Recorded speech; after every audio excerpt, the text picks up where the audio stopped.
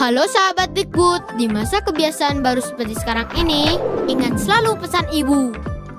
Keluar rumah kalau penting saja ya nak, ingat untuk selalu 3M.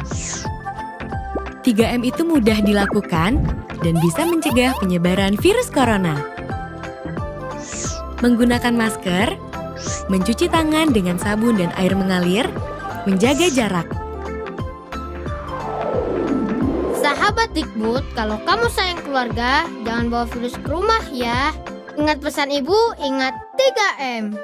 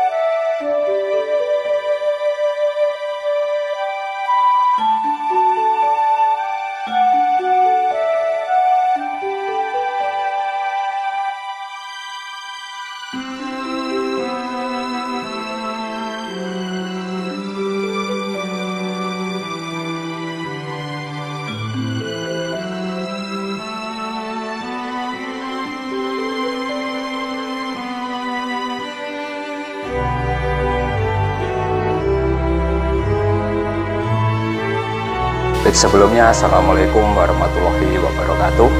Selamat pagi, salam sejahtera dan salam semangat.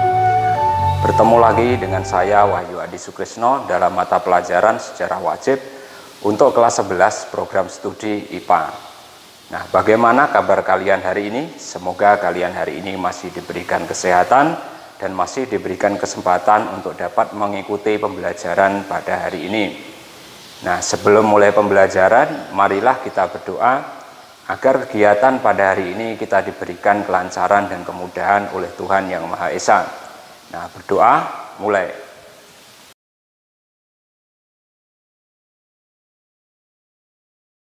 Baik, berdoa selesai. Nah, hari ini saya akan kembali bercerita mengenai kisah perlawanan bangsa Indonesia dalam mengusir bangsa penjajah. Kalau minggu lalu saya sudah bercerita mengenai perlawanan rakyat Sulawesi atau rakyat Makassar, maka pada kesempatan hari ini saya akan bercerita mengenai perlawanan rakyat Maluku dalam mengusir Portugis dan VOC. Nah, perlawanan rakyat Maluku ini merupakan salah satu peristiwa yang akan selalu diingat bangsa Indonesia, karena pada perlawanan rakyat Maluku ini terjadi persatuan dan kesatuan yang intinya nanti adalah untuk mengusir Portugis dan VOC dari tanah Maluku. Nah, dari perlawanan rakyat Maluku ini nanti juga akan muncul pahlawan-pahlawan seperti Thomas Matulesi Patimura, terus ada lagi Christina Marta Tiahahu, dan ada lagi Sultan Ba'abullah. Nah, mungkin nama Sultan Ba'abullah ini tidak terkenal seperti nama Thomas Matulesi Patimura ataupun nama dari Christina Marta Tiahahu. Nah, akan tetapi Sultan Ba'abullah ini menjadi tonggak perjuangan rakyat Maluku dalam mengusir bangsa Portugis dari tanah Maluku. Nah, seperti apa kisahnya? Marilah kita simak bersama. Nah, perlawanan rakyat Maluku itu dimulai ketika ekspedisi bangsa Portugis sampai ke Kepulauan Maluku, tepatnya di wilayah Ternate. Jadi Portugis pada waktu itu sampai di Maluku itu pada tahun 1500. Dan niat awal Portugis datang ke Maluku ini adalah berdagang rempah-rempah. Akan tetapi selang beberapa waktu itu datanglah bangsa-bangsa dari Spanyol. Nah, bangsa-bangsa dari Spanyol ini juga mempunyai tujuan yang sama. Jadi mereka ini ingin menemukan daerah baru, dan ternyata Maluku tersebut merupakan daerah yang mereka cari. Akhirnya timbullah persaingan di antara keduanya. Pada waktu itu Portugis ini bersekutu dengan kerajaan Ternate, sedangkan Spanyol ini bersekutu dengan kerajaan Tidore. Nah, konflik ini dimulai ketika pasukan Portugis ini menembaki perahu yang datang dari arah Banda menuju ke Maluku. Ketika itu perahu tersebut itu memuat tanaman cengkeh yang akan diperdagangkan di daerah Maluku. Nah, aksi penembakan dari Portugis ini membuat rakyat dari Tidore ini merasa marah. Akhirnya apa? Mereka bersatu untuk melawan dominasi Portugis. Nah, akan tetapi pada waktu itu Portugis itu dapat memenangkan perlawanan tersebut. Karena apa? Pada saat itu Portugis mendapat bala bantuan dari kerajaan Ternate, sehingga Portugis dengan kemenangannya ini sangat sombong sekali. Dan dia bahkan setelah kemenangan melawan Tidore ini dan pasukan Spanyol tadi, dia semakin sewenang-wenang terhadap rakyat Maluku. Nah, inilah nanti yang akan menjadi akar permasalahan perlawanan rakyat Maluku.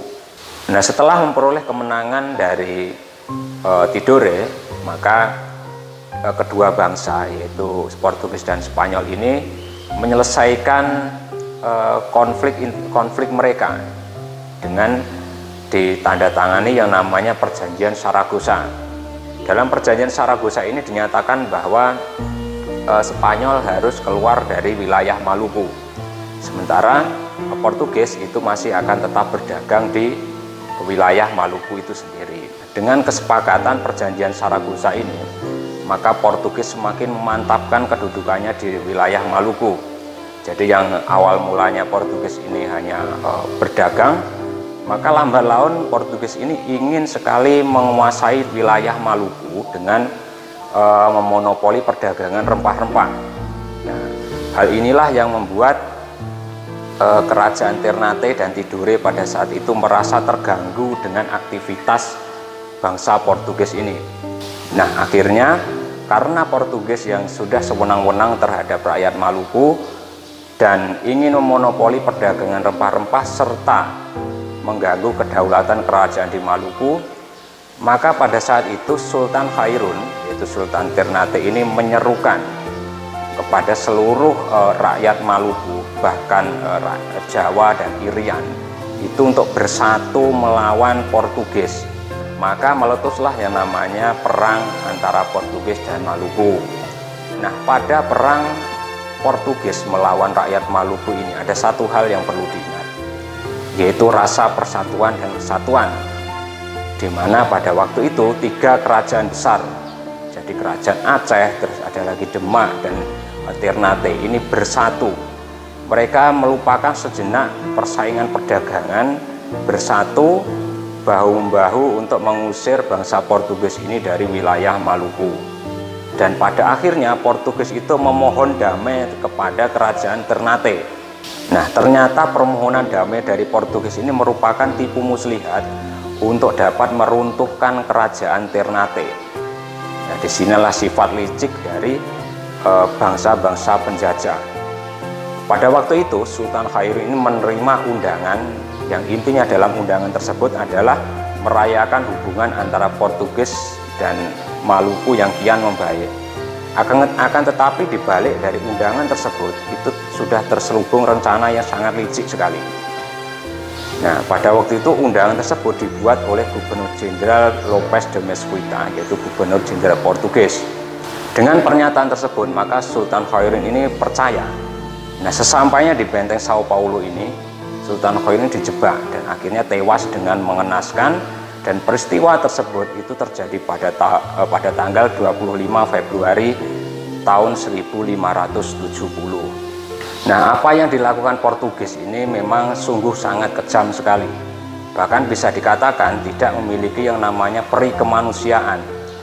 Nah, hanya dengan kepentingan ekonomi, Portugis telah merusak sendi-sendi kehidupan dan peri kemanusiaan. Nah, kematian dari Sultan Khairun ini membuat kemarahan rakyat Maluku. Jadi rakyat Maluku pada saat itu telah kehilangan seorang pemimpin yang sangat hebat sekali. Akan tetapi perjuangan rakyat Maluku dalam mengusir bangsa Portugis meskipun Sultan Khairun ini sudah wafat, maka tidak menyurutkan perlawanan tersebut. Jadi perlawanan tersebut masih tetap berlanjut, di mana perlawanan itu dilanjutkan oleh putra dari Sultan Khairun yang bernama Sultan Ba'abullah. Sultan Ba'abullah sendiri berhasil mempersatukan seluruh rakyat Maluku untuk berperang dan mengusir bangsa Portugis dari wilayah Maluku. Kurang lebih pada saat itu, yaitu sebanyak 2.000 perahu ditambah lagi 120.000 pasukan, ini menyerang secara habis-habisan bangsa Portugis. Akhirnya apa? Bangsa Portugis ini terdesak karena mereka ini tidak mendapatkan bala bantuan. Nah, sehingga Portugis ini dapat diusir dari wilayah Maluku dan mereka berpindah ke wilayah timur dan ada juga yang kembali ke wilayah Malaka. Setelah kemenangan rakyat Maluku di bawah Sultan Ba'abullah ini, maka kerajaan Ternate dan Tidore ini mencapai zaman keemasan. Akan tetapi selang 5 tahun kemudian, ini mulai mengalami pasang surut ketika sepeninggal Sultan Ba'abullah. Jadi kerajaan di Maluku ini banyak mengalami kemunduran dan kehilangan pemimpin-pemimpin yang hebat.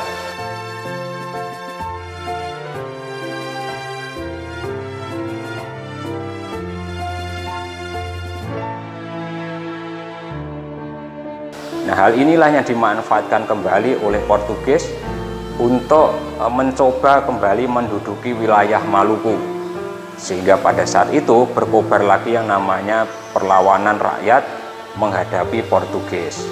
Bahkan setelah wafatnya Sultan Ba'abullah tadi, maka Sultan Ternate yang berikutnya itu dibuang. Akhirnya apa? Mau nggak mau kerajaan Ternate ini meminta bantuan dari luar.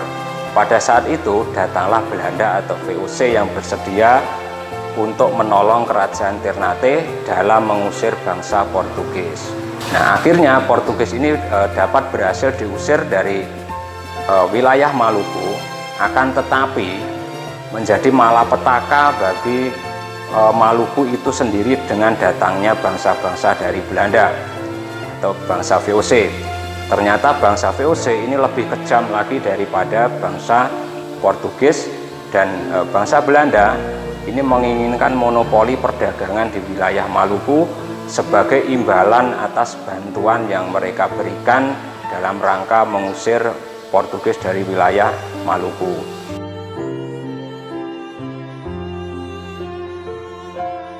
Nah, misalkan adalah pada tahun 1635 ini muncul perlawanan rakyat dalam menghadapi VOC di bawah pimpinan Kaki Ali dan Kapten Hitu. Nah, perlawanan tersebut segera meluas ke berbagai daerah di Maluku. Nah, sehingga kedudukan VOC di Maluku ini semakin terancam, dan bahkan gubernur VOC yang bernama Van Diemen yang berkedudukan di Batavia ini harus datang 2 kali ke wilayah Maluku hanya untuk menegakkan kekuasaan VOC di wilayah Maluku. Untuk mematahkan perlawanan rakyat dari Maluku ini, maka VOC ini sudah merencanakan sebuah strategi, di mana strategi tersebut adalah sebuah sayembara. Artinya apa? Barang siapa yang dapat membunuh Kaki Ali, maka akan diberikan sebuah hadiah besar dari VOC. Nah, pada waktu itu terdapat seseorang pengkhianat yang berhasil membunuh Kaki Ali. Dengan gugurnya Kaki Ali ini, maka sementara Belanda ini dapat mematahkan perlawanan rakyat Maluku. Akan tetapi perlawanan tersebut kembali sengit ketika dipimpin oleh Teluka Besi, yaitu seorang tokoh perlawanan dari rakyat Maluku. Perlawanan tersebut meluas sampai ke berbagai daerah di wilayah Maluku. Contohnya pada tahun 1650 ini terjadi perlawanan di Ternate yang dipimpin oleh Kecili Said. Sementara perlawanan secara gerilya itu terjadi di wilayah Jailolo. Nah, akan tetapi serangkaian perlawanan yang dilakukan oleh rakyat Maluku ini dapat dengan mudah ditaklukkan oleh VOC. Karena pada saat itu persenjataan yang dimiliki oleh VOC ini lebih lengkap daripada senjata yang dipakai oleh rakyat Maluku. Hingga VOC semakin memantapkan kedudukannya di Maluku dan bahkan berhasil melakukan sebuah kebijakan yang kebijakan tersebut dinamakan pelayaran Hongi.